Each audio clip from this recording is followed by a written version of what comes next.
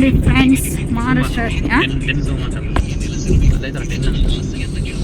Full ದೊಡ್ಡ dam ಇದು.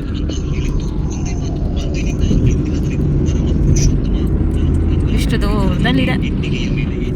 Full ಅವಾಗಿಂದ ಮಳೆ, ಇವಾಗ ಸ್ವಲ್ಪ ಕಡಿಮೆ ಆಗಿದೆ. ನಾವಂತೂ ಫುಲ್ ಫ್ಲಾಟ್ ಆಗಿದ್ವಿ. ಸೊ ಅದಕ್ಕೆ ವಿಡಿಯೋ. ಫ್ರೆಂಡ್ಸ್, ಎಷ್ಟು ಕ್ರೌಡ್ ಇದ್ದಾರೆ ನೋಡಿ. ಇವರೆಲ್ಲ ಹೋಗ್ತಾ ಇರೋದೇ ಪಂಡ್ರಾಪುರಕ್ಕೆ. ಈಗ ನಾವೆಲ್ಲ ಹೇಗೆ ತಿರುವಣ್ಣಾಮಲೈಗೆ ಪಾದಯಾತ್ರೆ ಹೋಗ್ತಿದ್ವಿ, ಇವ್ರದ್ದು ಏನೋ ಇರುತ್ತೆ ಅನ್ಸುತ್ತೆ, ಬಟ್ ಏನು ಅಂತ ಗೊತ್ತಿಲ್ಲ. ಡ್ಯಾನ್ಸ್ ಮಾಡ್ತಾ ಇದ್ದಾರೆ.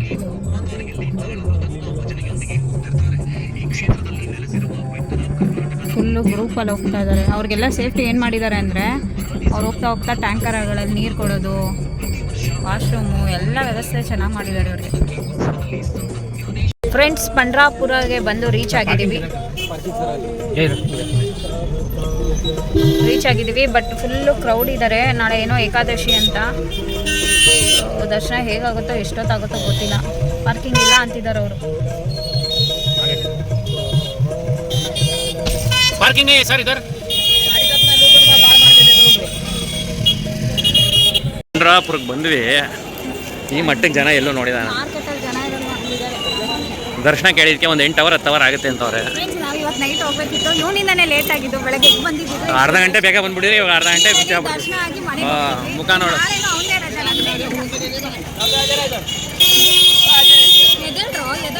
ನಗುವುದು ಅಳುವುದು ನೀವೇ ಹೇಳಿ. ಫ್ರೆಂಡ್ಸ್, ನನಗೆ ಕಾರಲ್ಲಿ ಯಾವಾಗಲೇ ಸಕ್ಕತ್ತಾಗಿ ನಿದ್ದೆ ಮಾಡಿದೆ. ಅದಕ್ಕೆ ಸ್ವಲ್ಪ ಮೈಂಡ್ ಫ್ರೆಶ್ ಆಗಿದೆ. ಬೆಳಗ್ಗೆನೇ ತಲೆನೋವು, ಸಖತ್ ತಲೆನೋವು ತಿಂತಿದ್ದೆ, ಹೇಳಿದ್ದೀನಿ ವಿಡಿಯೋದಲ್ಲಿ. ಸೊ ಡ್ರೈವ್ ಮಾಡ್ತಿದ್ದ ಅವಾಗ ಆಗ್ತಾಯಿಲ್ಲ ಅಂದ್ಬಿಟ್ಟು, ಕಂಟ್ರೋಲ್ ಮಾಡೋಕ್ಕಾಗ್ತಾಯಿಲ್ಲ ಅಂದ್ಬಿಟ್ಟು ನಿದ್ದೆ ಮಾಡಿಬಿಟ್ಟೆ. ಸೊ ಇವಾಗ ಸ್ವಲ್ಪ ಬೆಟರ್ ಆಗಿದೆ. ಏನು ಕತೆ, ಏನು ವಿಷಯ ಅಂತಂದರೆ, ಇಲ್ಲಿ ನಾರ್ಮಲ್ ದರ್ಶನಕ್ಕೆ 10 ಅವರ್ ನಿಂತ್ಕೋಬೇಕಂತೆ. ಅಕಸ್ಮಾತ್ ಸ್ಪೆಷಲ್ VIP ಎಂಟ್ರಿಗೆ ಪರ್ಸನ್ಗೆ 2000 ಅಂತೆ, ಡೈರೆಕ್ಟ್ ದರ್ಶನ ಅಂತೆ. ಸೊ ಇವರು ಯಜಮಾನ್ರು ಅಲ್ಲೇ ತಿರ್ಗಿಸಿ ಮುಖನ, ಇಲ್ಲಿಗೆ ನಾಳೆ ಕೆಲಸ ಇದೆ, ಸ್ಕೂಲ್ ಡ್ಯೂಟಿ ಇದೆ. ಸೊ ಬೇಡ ಹೋಗ್ಬಿಡೋಣ ಈಚೆಯಿಂದನೇ ಕೈ ಮುಕ್ಕೊಂಡು ಅಂತ ಹೇಳ್ತಿದ್ದಾರೆ. ನಾನು ಇಷ್ಟು ದೂರ ಕರ್ಕೊಂಡು ಬಂದಮೇಲೆ 10 ಅವರ್ 12 ಅವರ್ ಬೇಕಾಗಿಲ್ಲ, ಮಾಡಿಕೊಂಡು ಇಷ್ಟು ದೂರ ಬಂದಿರೋದೇ ಇದಕ್ಕಂತೆ, ಅಲ್ಲಿಂದ ಇದಕ್ಕೆ ದರ್ಶನ ಮಾಡ್ಕೊಂಡು ಹೋಗೋಣ ಅಂತ ಹೇಳ್ತಾ ಇದ್ದೀನಿ.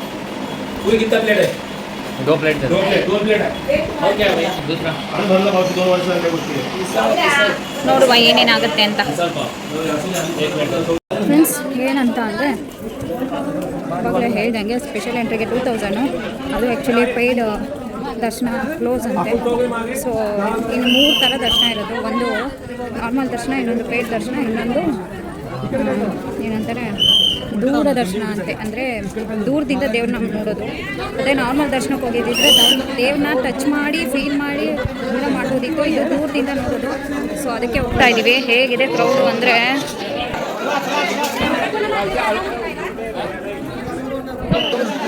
ಇದೆಲ್ಲ ಅವ್ರದ್ದೇ ಇರೋದು. ಇಷ್ಟು ಕ್ಯೂ ಮ್ಯಾಕ್ಸಿಮಮ್ 1 to 2 ಅವರ್ಸ್ ಆಗುತ್ತಂತೆ. ಒಬ್ಬರು 3 ಅವರ್ ಆಗುತ್ತೆ, ಒಬ್ಬರು 1 ಅವರ್ ಆಗುತ್ತೆ, ಒಬ್ಬರು 2 ಅವರ್ ಆಗುತ್ತೆ ಅಂತ. ನಾವು ಹೋದ್ರೆ ಗೊತ್ತಾಗುತ್ತೆ ಎಷ್ಟು ಅವರ್ ಆಗುತ್ತೆ ಅಂತ. ಸೊ ಹಂಗೆ ಬಂದ್ಬಿಡ್ಬೋದು, ಬೇಡ ಇಲ್ಲೇ ಕೈ ಮುಕ್ಕೊಂಡು. ಬಟ್ ಯಾಕೋ ಮನ್ಸು ಹೋಗ್ತಿಲ್ಲ, ದರ್ಶನ ಮಾಡಿಕೊಂಡೇ ಹೋಗೋಣ ಅಂತ.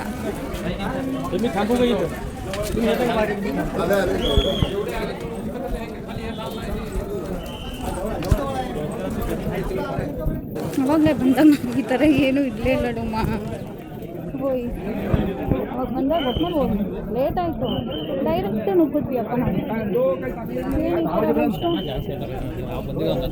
15 ವರ್ಷದ ಹಿಂದೆ ಬಂದಿದೆ ಫ್ರೆಂಡ್ಸ್. ಬಟ್ ಅಷ್ಟೊಂದು ಕ್ರೌಡು ಇರಲಿಲ್ಲ, ಏನೂ ಇರಲಿಲ್ಲ. ಹುಡುಗಿನಿಂದ ಎಲ್ಲಿವರೆಗೂ ಎಲ್ಲಿ ಸ್ಟಾರ್ಟ್ ಆಗಿದೆ ಕ್ಯೂ ಅನ್ನೋದೇ ಗೊತ್ತಿಲ್ಲ. ಹೋಗ್ತಾನೇ ಇದ್ದೀವಿ. ಇಲ್ಲಿಂದ ದೇವಸ್ಥಾನಕ್ಕೆ ಹೋಗೋಕ್ಕೆ 1 ಅವರ್ ಬೇಕಾಗುತ್ತೆ. ಎಗ್ಬೋಟ್ ಮೇಲೆ ದರ್ಶನ ಆದರೆ ಸಾಕು.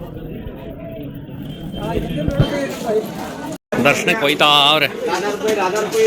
ಸೀರೆ ಎಲ್ಲ ಮೇಲೆ ಕೆಳ್ಕೊಂಡು ಜನನೋ ಜನ, ಎಲ್ಲಿ ನೋಡಿದ್ರು ಜನ ನೋಡಿ. ಮುಖ ದರ್ಶನಕ್ಕೆ ಮಹಾರಾಷ್ಟ್ರ ನೀಟಿಲ್ಲ ನೋಡಿ. ಎಷ್ಟು ಜನ, ಏನು ವ್ಯವಸ್ಥೆ ಎಲ್ಲ ಕರೆಕ್ಟಾಗಿಲ್ಲ. ಅವರು ಗಲೀಜು ನೋಡಿ, ಈ ಮಟ್ಟಕ್ಕೆ ಗಲೀಜು. ಇವ್ರಿಗೆ ಇದರಲ್ಲಿ ನಮ್ಮ ಕರ್ನಾಟಕದ ಬೆಳಗಾವಿ ಬೇಕು ಅಂತಾರೆ. ಏನು ಮಹಾರಾಷ್ಟ್ರ ಫುಲ್ಲು ಗಲೀಜು ಮಾಡಿ ಇಟ್ಕೊಂಡವ್ರೆ. ಎಲ್ಲೋದ್ರೂ ಮಳೆ ಮಳೆ ಮಳೆ ಫ್ರೆಂಡ್ಸ್. ಫುಲ್ಲು ಪಚೀತಿ ಇದು ಬೇರೆ ಫುಲ್ಲು ಏರಿಯಾ ಗಲೀಜು, ಹಂಗೆ ಹೇಳ್ಬಾರ್ದು, ಬಟ್ ನೀಟಾಗಿ ಇಟ್ಟಿಲ್ಲ ಫ್ರೆಂಡ್ಸ್. ಇಲ್ಲೆಲ್ಲ ನಮ್ಮ ಕರ್ನಾಟಕದಲ್ಲಿ ಇರೋ ಥರ ನೀಟ್ನೆಸ್ ಇಲ್ಲಿಲ್ಲ, ಮಹಾರಾಷ್ಟ್ರನೇ ಒಂಥರ ಗಲೀಜು. ಬಟ್ ದೇವ್ರ ದರ್ಶನ ಹೇಗಾಯಿತು ಅಂದರೆ ಏನಂತಾರೆ ಮಾದನ ಮುಖದರ್ಶನ ಸ್ಪರ್ಶ ದರ್ಶನ ಆಗಬೇಕಿತ್ತು. ಅದು 10 ಅವರ್ 15 ಅವರ್ ಆಗುತ್ತೆ ಏಕಾದಶಿ ಇರೋ ಪ್ರಯುಕ್ತ. ಸೊ ನಾವು ಅಲ್ಲಿವರೆಗೂ ವೆಯ್ಟ್ ಮಾಡೋಕ್ಕಾಗಲ್ಲ ಅಂತ ಮುಖದರ್ಶನ ಮಾತ್ರ ಮಾಡ್ಕೊಂಡ್ಬಂದ್ವಿ. ಓಕೆ ಸ್ಯಾಟಿಸ್ಫ್ಯಾಕ್ಷನ್ ಆಗಲಿಲ್ಲ, ಬಟ್ ಓಕೆ ಅಷ್ಟೇ. ಇಷ್ಟು ದೂರ ಬಂದಿದ್ದೀವಿ, ಅದಾದರೂ ಸಿಕ್ಕಿದೆಯಲ್ಲ, ಇಷ್ಟೊಂದು ಕ್ರೌಡ್ ಮಧ್ಯ ಮಳೆ ಮಧ್ಯ ಅಷ್ಟೇ ಅನ್ಕೋಬೇಕು. ಈಗ ಹೊರಟಿದ್ದೀವಿ, ಇನ್ನು ನೆಕ್ಸ್ಟು ಬೆಂಗಳೂರೇ ಅಷ್ಟೇ. ಹೇಳಿ ಮೇಡಮ್.